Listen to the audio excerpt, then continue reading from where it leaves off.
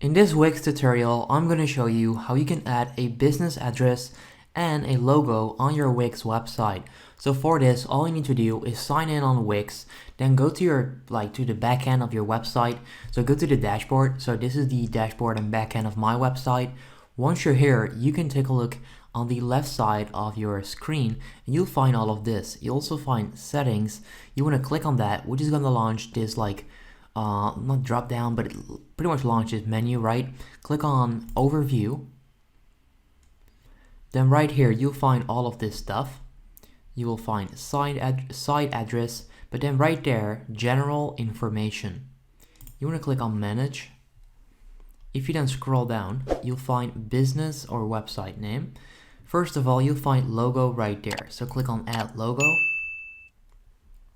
You can click on upload media, or you can choose one from your site files. I'll just go with this right now. Choose file, and there you go. So that's how you can do the logo. Now you want to click save right there, top right corner.